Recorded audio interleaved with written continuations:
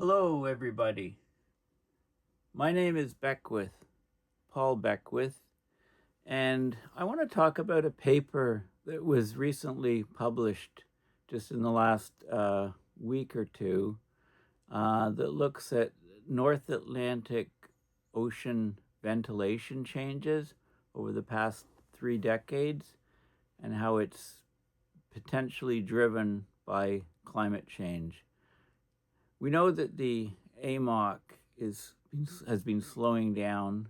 This is the Atlantic Meridional Overturning Circulation. So the ventilation or water moving from the surface to deep water, carrying oxygen and also carrying carbon for sequestration in the ocean sediments. That whole process has been slowing down as the AMOC appears to be changing rapidly, heading towards a slowdown, which will affect global climate. It'll create global climate chaos.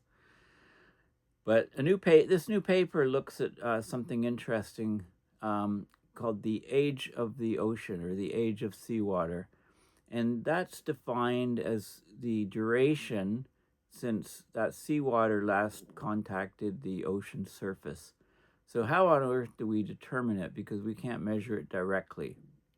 Well, what this paper does is it looks at things that are in the atmosphere and not in the ocean in general, because they're produced by humans. And we're talking about non-biotic, so non-biology. You can't talk about oxygen or carbon or anything that's in the biological pump or the life cycle. So what they look at is they look at concentrations of chlorofluorocarbon, CFCs, that were responsible for taking out the ozone layer. So the concentrations of CFC12 they look at, and also an industrial gas, which then gets dissolved in the ocean, SF6, sulfur hexafluoride, which has an extremely long, extremely powerful greenhouse gas effect. Like it's like 30 or 50,000 times that of CO2. It's just like rocket fuel for climate warming. And it's from some industrial processes, and thankfully levels are very low in the atmosphere. So it looks at the amount that gets into the deep ocean via ventilation. So there's some direct measurements to allow this information to be determined. So this is a paper, North Atlantic ventilation change over the past 3 decades is potentially driven by climate change. So I'll talk about this paper. So the North Atlantic Meridional Overturning Circulation, AMOC, Atlantic Meridional Overturning Circulation, it ventilates a large part of the ocean via the formation of, they say, so-called mode waters. You get different modes, different characteristics of water at different depths. And North Atlantic deep water, which is formed when the water from the surface gets very salty, it's very cold, descends down to the ocean floor, forming this North Atlantic deep water.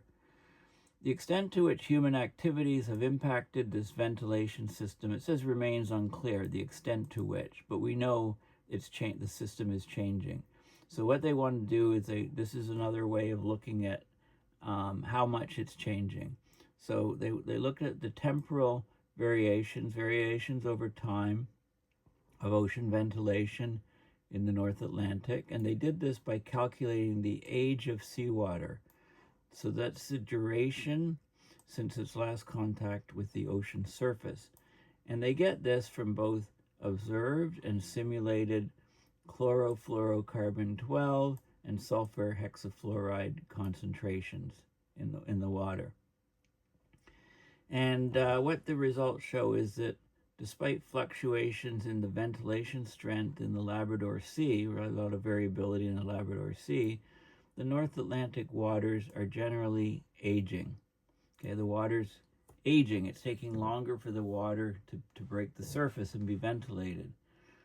So this aging trend, they look at the observations and they do simulations with climate models, many climate models, And what they find is that the aging trend of this water indicates a climate change signal rather than natural variability. So humans are changing we're slowing down the AMOC. Okay, where did I get this paper from? This is on my Blue Sky account under Climate Papers, and Dr. Tom Harris, he popped this out on Blue Sky. More evidence of AMOC weakening was published this week in a study looking at water renewal and ventilation in the North Atlantic. Okay, which is the paper I'm showing you. It's open source. I'll provide, this is a link to it, and this is the actual paper. Okay, so what have they done? We'll look at the results. So basically, they give a little background on the AMOC. The Meridional Overturning Circulation in the North Atlantic is of great importance to the climate system due to its implications for the sequestration of excess heat and anthropogenic carbon, and also it supplies dissolved oxygen to the ocean interior. So the water descending from the surface to the bottom of the ocean in the high Arctic, right? This overturning circulation, it brings carbon that's in the atmosphere exchanging with the water, and it brings that to sequester it deep into the ocean. And it also brings excess heat down into the deep part of the ocean to store it there, right? Climate change is 93% of climate change warming is ocean warming. And it also supplies dissolved oxygen to the very deep ocean interior. And this is vital for supporting the marine ecosystem, marine life. So its stoppage can result in strong and rapid climate shifts, abrupt climate change. It's like a potential marine tipping point. And considering the significant ice melting in the Arctic and Greenland, we're talking about loss of sea ice, also loss of ice on land over Greenland over the past few decades. We need to understand what's happening, the temporal variations of the ventilation system in the North Atlantic. So the previous studies have looked at changes in this ocean ventilation in the North Atlantic using various metrics. So, for example, transport velocity. So the velocity of the water advection horizontally and vertically using the so-called rapid climate change program. The overturning in the subpolar North Atlantic program.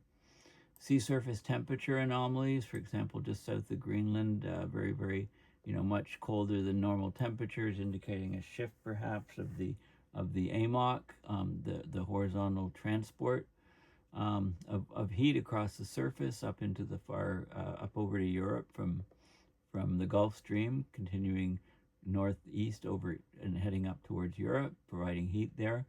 Anomalies in the subpolar gyres, how the gyres, the spinning water is changing, the ocean currents, relative to the northern hemisphere, and global sea surface temperature changes in dissolved oxygen concentration at depth, convection depth, how deep the water goes down. But there's a lot of variability on interannular, decadal, and multi-decadal variability. We have a relatively short period of observations. And there's uncertainty in proxies that are indirect for estimating AMOC, like SST anomalies. So what they do here in this paper is they estimate the water age to quantify the time change of the ventilation process in the North Atlantic over the past 3 decades. So the water age is the time elapsed since the water was last in contact with the ocean surface. You can't measure this property directly, but you can estimate it quantitatively by measuring transient, so changing concentrations of abiotic tracers. So tracers that aren't in the biological cycle. So you can't, that, excludes oxygen, carbon, things like that, any CO2 or any elements, materials that contain carbon. So except, we have this chlorofluorocarbon, CFCs. Those are produced by industrial processes in the air, and then they mix with the water. So concentrations of this can be a tracer, because we know its concentrations over time, and it's a fairly new gas. And then sulfur hexafluoride, SF6, very, very large global warming potential. So they can measure the concentrations in various water bodies at various depths, and look at the advection, horizontal transport, and diffusion of these gases, and determine this water age. So let's look at the results. So this is the area where they did measurements in all of these areas. These mostly measurements in the 90s and 2000s, measured in 2000s and 2010s is the pluses, measured only in the 1990s, the darker blue circles, and then measured only in the 2000s in these redder areas. Okay, and this is a sort of the breakdown of the data that they have from the ocean measurements in the 90s, 2000s, 2010s. So vast majority in the 2000s. And these are the changes, these are the results, the changes in the ventilation or in the water that descends down into the abyss in the AMOC. So this is the distribution. So you get a probability distribution of the age, and this was in the 1990s. It peaks here. It peaks here at about, this is about 20 years or something, the water age, and then it drops off. So that's in the 1990s, and you can see a clear change to the 2000s. The average age of the water increases. Okay, the peak increases to more like 30, 35 years, and the distribution gets broader. And then when you go to 2010s, it's a slight, that's the dotted line, that's this line here. It increases a bit more, okay, but it definitely broadens out the distribution. There's something called the AOU, and the AOU is it's apparent oxygen utilization. It's a difference between saturated and measured oxygen. So saturation is the peak amount that the water can possibly hold. So it's the difference away from saturation. It reflects accumulated respiration, can be influenced by biological activity, but is a good indicator of understanding ventilation, because if the water is in contact with the air, it gets lots of oxygen in it, right? It gains a lot of oxygen and it loses it as it descends through various processes. So this is a distribution of that apparent oxygen utilization, what's utilized, and you can see bimodal distribution here in the 90s, and then there was more oxygen. The value was larger in the 2000s and even larger in the 2010s.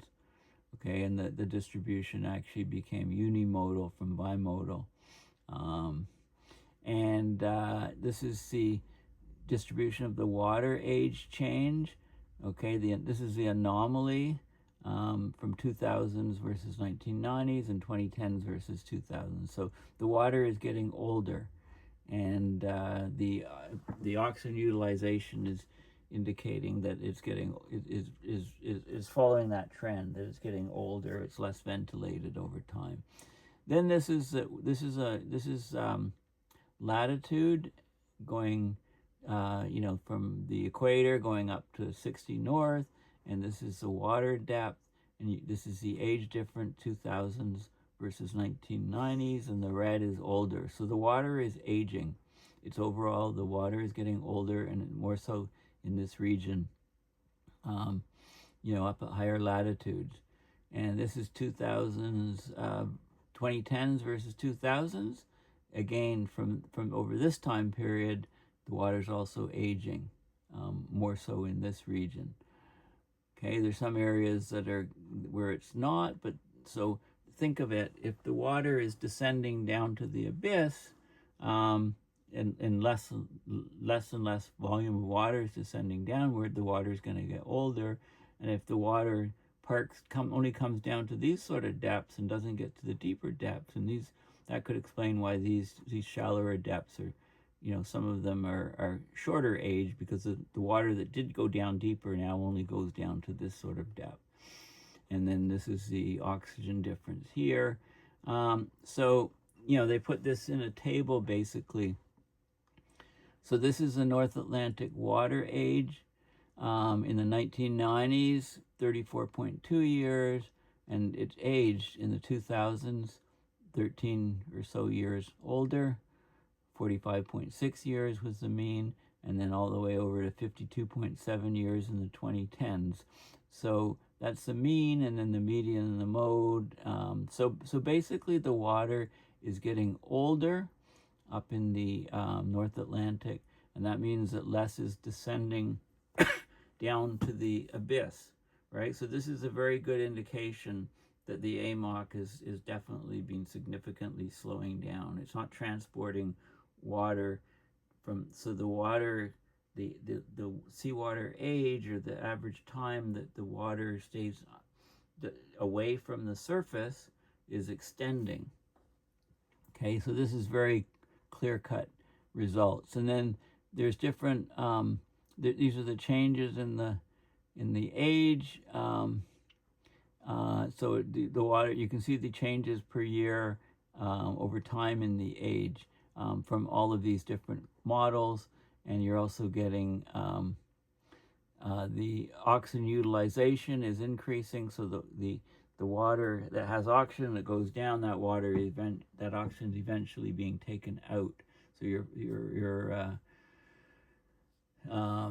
the utilization is more of that oxygen is being used up in the water column. So the levels are dropping, and you can see that the utilization or using up of the oxygen in the water is increasing over time.